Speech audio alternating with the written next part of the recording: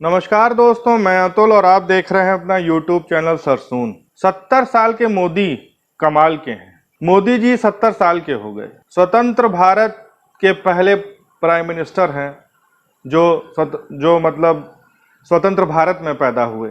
17 सितंबर 1950 को मोदी जी इस दुनिया में आए। किसी ने सोचा भी नहीं होगा कि एक ऐसा बालक जो आने वाले समय में क्या करेगा, उसकी चीज़ें कैसी रहेंगी, वो इतना बड़ा नाम करेगा, पूरा वर्ल्ड जानेगा, सोचेगा, काम करने का तरीका ऐसा होगा कि दुनिया कायल हो जाएगी। किसी ने भी नहीं सोचा था।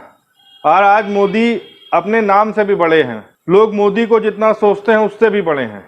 कोरोना काल की अगर बात करें तो मोदी की पूरे संसार में जो वाहवाही हुई, मेरे ख्याल से किसी वर्ल्ड में किसी नेता की इस तरह की वाहवाही नहीं होगी। पर उसके पीछे बहुत कड़ा संघर्ष है, सोच है, रफ्तार है, जीने का तरीका है, बहुत तरीके की चीजें हैं। मेरे ख्याल से जब 2001 में मोदी जी गुजरात के सीएम बने तो किसी ने सोचा भी नहीं होगा कि इस कदकाठी का आदमी आने वाले समय में इतने बड़े लोकतंत्र की कुर्सी संभालेगा और उसको अपने विचारधारा से, अपनी सोच से एक नई ऊंचाई देगा। कोई नहीं जानता था, कोई सोचता भी नहीं था। सीएम बने हैं, सीएम बनते रहेंगे और चले जाएंगे। पर अगर आप देखिए तो मोदी जी का वो सीएम अवतार गुजरात को कहां से कहां ले गया।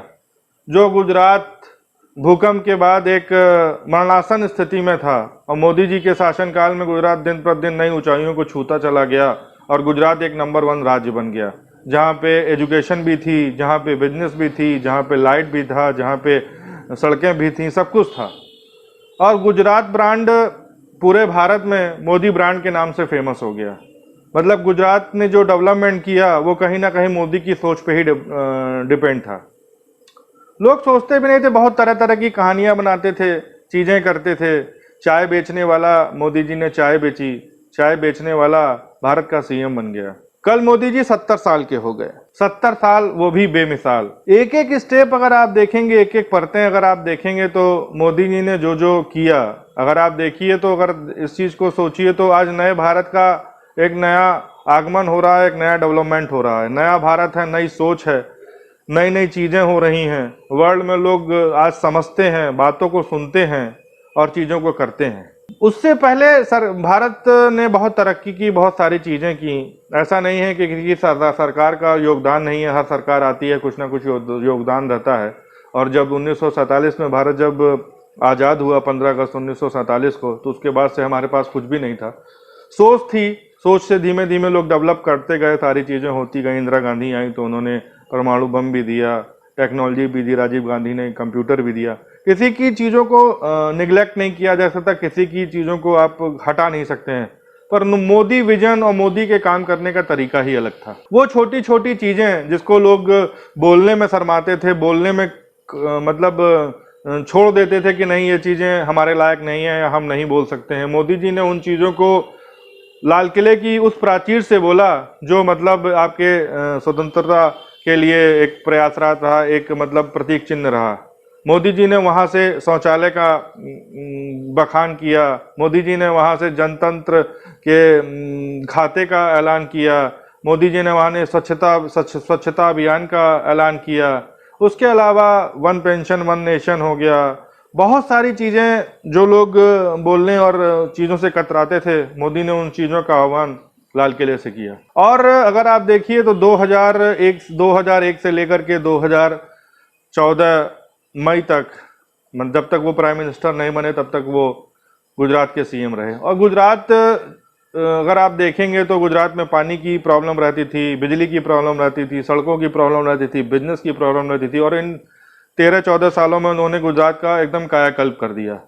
आज अगर आप गुजरात चले जाइए तो आपको लगेगा नहीं कि आप गुजरात में हैं। और गुजरात जब मोदी प्राइम मिनिस्टर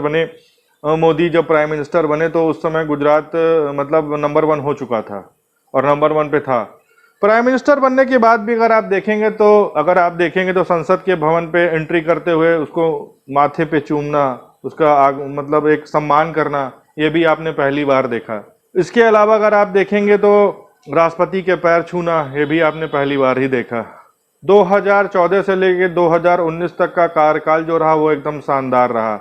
उसमें अगर आप देखेंगे तो पाकिस्तान के ऊपर सर्जिकल स्ट्राइक भी रही, उसमें आप देखेंगे तो जनधन खाता भी रहा, उसमें आप देखेंगे तो नोटबंदी भी रहा, उसमें अगर आप देखेंगे तो वन नेशन वन पेंशन भी रहा, उसमें अगर आप देखेंगे तो मतलब गरीब महिलाओं के लिए गैस का आह्वान भी रहा।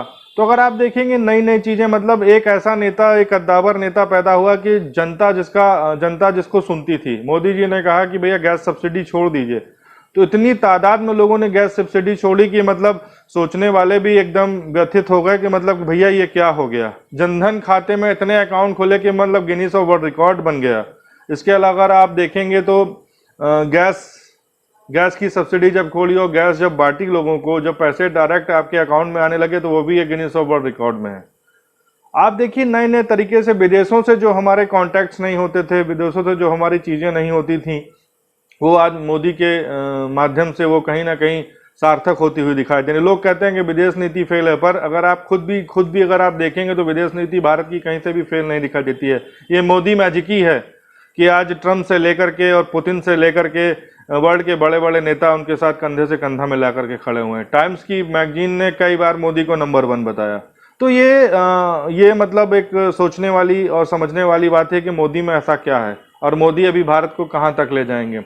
इसके अलावा अगर आप देखेंगे तो 2019 में जब जो लोकसभा के दोबारा चुनाव हुए तो हर आदमी ने कहा कि मोदी मैजिक खत्म हो चुका है, मोदी का मैजिक नहीं है। मोदी जी ने पर उस चीज को भी ऐसा उठा करके पटका कि मतलब 2014 से बड़ी जीत 2019 में उन्होंने ली।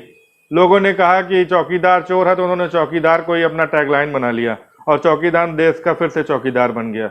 मोदी में ऐसा क्या है, ये बहुत से लोग बोलते हैं। बहुत से लोग कहते हैं कि वो 4 घंटे सोते हैं, कोई कहता है वो एकदम स्वस्थ रहते हैं और क्या नाम है योगा करते हैं। अगर आप उनसे बातें कीजिए तो बहुत सारी कविताएं भी लिखते हैं, इसके अलावा कहानियां भी लिखते हैं, तरह के तरीके की चीज़ें भी करते हैं, शोज़ पे भी जाते हैं, ड्रम भी बजाते हैं।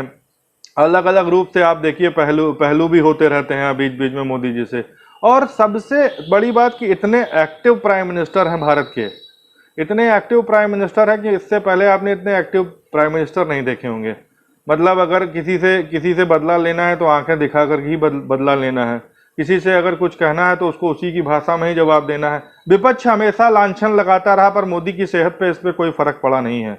मोदी आज भी नामुमकिन को मुमकिन बना देते हैं। कोरोना काल की अगर आप बात करें तो कोरोना काल में WHO तक ने मोदी की तारीफ की। वर्ल्ड में अगर आप देखेंगे तो वर्ल्ड के बड़े बड़े नेताओं ने मोदी का साथ दिया। आज अगर आप देख रहे हैं तो इंडिया कोरोना वैक्सीन बनाने के बहुत निकट है, तो उसमें भी कहीं ना कहीं मोदी मैजिक ही समझ में आता है, क्योंकि इतना ज़्यादा इंथुजियाज्म, इतनी ज़्यादा चीज़ें अगर किसी में है तो वो मोदी में ही नजर आती हैं। और अगर अभी तो मतलब 4 साल का मतलब एक प्रकार से समय बाकी है। अभी मोदी नए नए क्या कारनामे करेंगे, क्या क्या नई चीज़ें करेंगे, ये भी अभी देखने वाली बात होगी और ये भविष्य की छुपी हुई बातें हैं। पर आप सोचिए कि मतलब एक ऐसा व्यक्ति जिसके ऊपर आज तक कभी किसी भी धोखेधड़ी का मतलब मुकदमा नहीं है, धोखेधड़ी का मतलब कोई आरोप नहीं है, भ्रष्टाचार का कोई आरोप नहीं है। विपक्ष अपने लांछन जरूर लगाता रहता है, बट मोदी अनवरत अपना काम करते रहते हैं। आज की अगर आप डेट की बात करें तो वर्ल्ड के कोई भी ऐसी कंट्री नहीं होगी जहाँ पे मोदी की अपनी तूती ना बोलती हो। पाकिस्तान अगर आज की डेट में देखेंगे तो एक अलग थलग देश बन करके पड़ा हुआ है, जो मतलब कहता तो बहुत है पर किसी के कानों तक वो बातें पहुंचती नहीं हैं। हाँ, चीन जरूर अपनी आंखें दिखा रहा है और चीन जरूर इस तरह की चीज़ें पैदा कर रहा है कि वो हमारे लिए आने वाले समय में कांटे बो रहा है। पर इन फ्यूचर और अभी तक की एक्टिविटीज़ को देखते हुए मोदी मैजिक से ये मतलब अच्छा ही होता हुआ दिखाई दे रहा है, क्योंकि वो डिसीजंस जो आज तक कोई नहीं ले पाया वो मोदी नहीं लिया। जीएसटी के लिए भी अगर आप देखेंगे तो मोदी नहीं लिया। इसके अलावा अगर आप देखिए नोटबंदी एक बहुत बड़ा मुद्दा था और उस नोटबंदी के मुद्दे के बावजूद भी सरकार रही और दोबारा रिपीट की। लोगों ने मुद्दे तो बहुत बड़ा, राफेल पे बहुत बड़ा मुद्दा डेवलप किया। राफेल के लिए चाहे वो बड़े बड़े राजनीतिक धुरंधर हो चाहे कोई भी हो, हर चीज़ के लिए राफेल को दोषी बताया गया। राफेल को कहा गया कि राफेल में बहुत बड़ा घोटाला हुआ है, पर मोदी मैजिक ने उसे भी कहीं का छोड़ा नहीं और आज की डेट में एकदम बेदाग और चमचमाते हुए दिखाई देते हैं हमारे प्राइम मिनिस्टर।